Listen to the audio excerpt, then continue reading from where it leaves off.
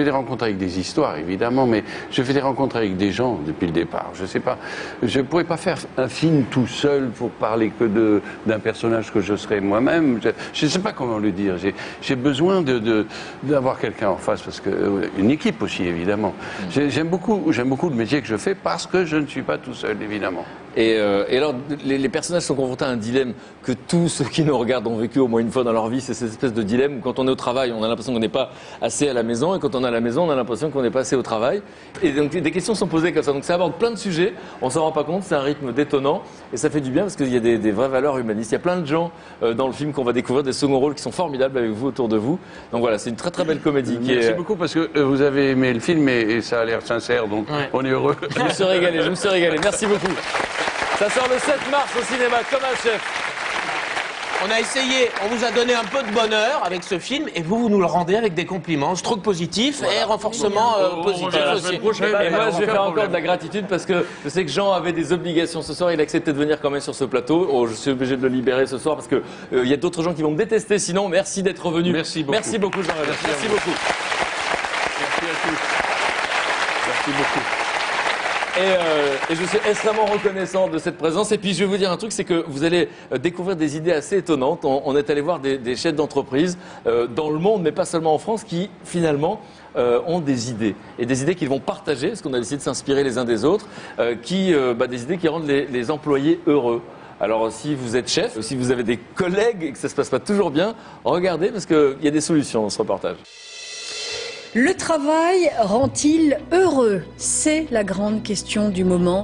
La France est le 3e pays où les dépressions liées au travail sont les plus nombreuses. Comment vit-on le stress au travail? Quelles en sont les causes et comment le soigner? Entre les Français et le travail, le divorce semble bel et bien consommé.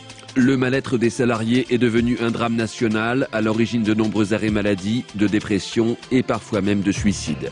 Alors y a-t-il un problème lié à la manière dont fonctionnent les entreprises françaises? La cause vraiment fondamentale, c'est de la manière aujourd'hui comment la plupart des entreprises sont organisées, c'est-à-dire en tant que les hiérarchies bureaucratiques. Une hiérarchie trop présente dans les entreprises qui déresponsabilise le salarié et l'empêche de prendre des initiatives. Un sondage récent démontre d'ailleurs que la démotivation des cadres a doublé en 4 ans. Le travail dans ces conditions devient vite pour l'employé un calvaire. Il va au travail au reculons. Globalement, il vient faire les heures.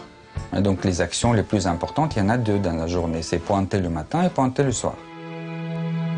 Mais certaines entreprises ont changé la donne en modifiant totalement leur style de management. Voici le clip promotionnel d'une entreprise qui est passée d'un chiffre d'affaires de 8 millions de dollars à plus d'1 milliard. Ils sont les numéros 1 mondiaux de vente de chaussures en ligne sur Internet. Hello, welcome right this way. We're so glad you're here today. Le patron, c'est lui, Tony Hsieh. Cet utopiste est devenu un modèle pour beaucoup d'entrepreneurs car il a mis au point un nouveau modèle de management où les salariés sont peu contrôlés et très responsabilisés. Un management qui répond aux besoins fondamentaux de l'être humain. Les êtres humains, ils ont 3 besoins universels. C'est ce qu'on appelle l'égalité intrinsèque, c'est-à-dire il faut le traiter avec la confiance, le respect. Deuxième, c'est le développement personnel. Chacun a un potentiel. Est-ce qu'il peut se développer dans l'entreprise ou non? Et troisième, c'est l'autonomie. Visiblement, certaines sociétés françaises ont retenu cette leçon. Cette entreprise vend et fabrique des yaourts et des biscuits. Ils sont 35, moyenne d'âge 27 ans. Et ici, tous les lundis matins, c'est une tradition, tout le monde prend son petit déjeuner ensemble. Un moment de convivialité pour les employés, cela permet de créer du lien entre eux, mais aussi de les informer sur le programme de chacun. Ok, petit point business, on attaque avec qui, Amaury? Ouais, alors, semaine un petit peu chargée, et puisqu'on continue les négociations avec la grande distribution. Et ici, les bonnes nouvelles se fêtent de manière très sonore, à l'aide d'une grosse cloche. Alors moi je vais commencer par une bonne nouvelle puisque en fait on fête l'arrivée des mini vaches à boire pour être proposés dans tous les vols long courrier en classe avant, donc première et business class. On va sonner la cloche. La cloche, c'est arriver à se réjouir des bonnes nouvelles. C'est un truc important. Peu importe le domaine, commercial, produit, com, logistique. Voilà, c'est très important que ça soit visuel, qu'il y ait nos sens qui soient touchés par les bonnes nouvelles. Michel et Augustin, les deux patrons, sont des amis d'enfance. Ils se sont connus à l'âge de 14 ans. Et après avoir vécu des expériences peu épanouissantes dans des grosses entreprises, ils ont décidé d'appliquer dans leur société, créée il y a 7 ans, un système beaucoup moins hiérarchisé. Il y a très peu de hiérarchie et l'idée c'est que chacun est vraiment responsable, autonome sur son job, donc chacun est entre guillemets un peu chef d'entreprise. D'ailleurs, on les retrouve dans l'open space au même titre que tous les autres employés. Et afin que ceci ait un lien fort avec l'entreprise, ils ont aussi décidé d'inventer tout un vocabulaire. Le but, transformer l'entreprise en communauté. La première décision, c'est peut-être de dire c'est pas un bureau, c'est une bananeraie. Donc effectivement avec une décoration qui soit très ludique, peut-être parfois un peu enfantine, mais qu'on n'ait pas l'impression de se retrouver dans un cabinet d'avocats un peu froid avec que des lignes bien blanches et bien alignées. L'entreprise acquiert un environnement particulier, une culture particulière à laquelle les gens adhèrent. Si la personne vient travailler juste dans ce qu'on appelle dans une boîte, il va aller dans une autre boîte qui le paye un peu plus et c'est tout. Une communauté avec ses propres règles, donc voire ses rites initiatiques. Passage obligé pour tous les nouveaux entrants dans la société, cuisiner pour tout le monde et répondre à un questionnaire sur la culture d'entreprise. On perd pas de temps, première question. Combien de colis de produits frais sont livrés par jour? Petit A, 11 000, petit B, 21 000, petit C, 31 000. 21 000. Je te remets le tablier des Trubliennes. Merci. C'est la première fois où dans une entreprise, on va prendre un petit déjeuner collectif le lundi matin, ou on va faire un atelier cuisine, ou en tout cas, j'ai jamais eu ça auparavant. Globalement, c'est une famille où tout le monde travaille sans avoir l'impression de travailler. Parfois, quand vous discutez avec l'extérieur, on dit mais c'est une secte. Sauf que moi, je ne les appelle pas une secte, c'est une communauté. Chez eux, il n'y a pas de pointeuse, mais personne ne vient en retard. Pourquoi? Par le respect de mes collègues.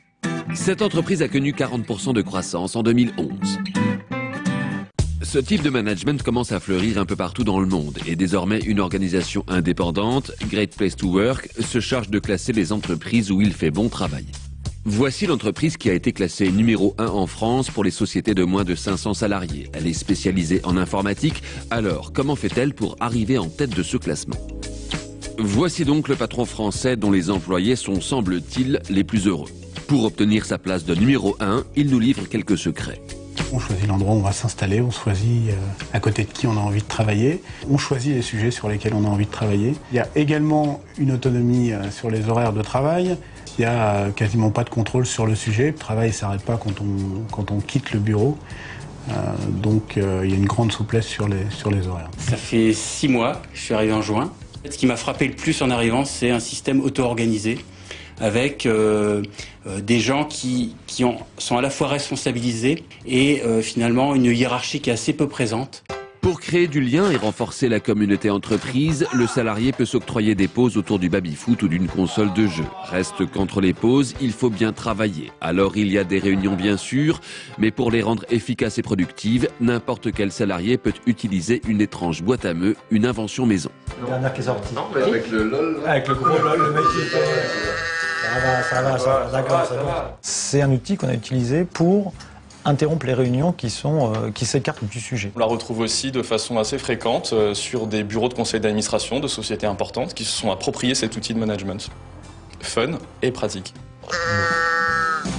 Ici, c'est la communication orale qui a été privilégiée par rapport aux emails réputés froids et peu motivants.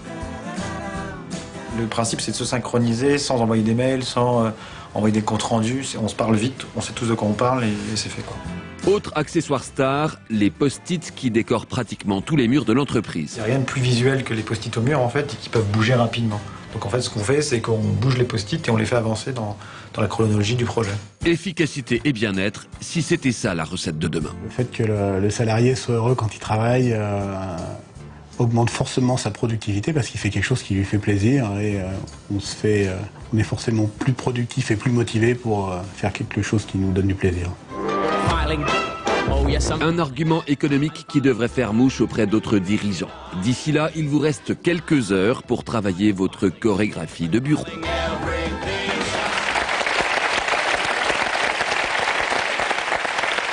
Donc effectivement,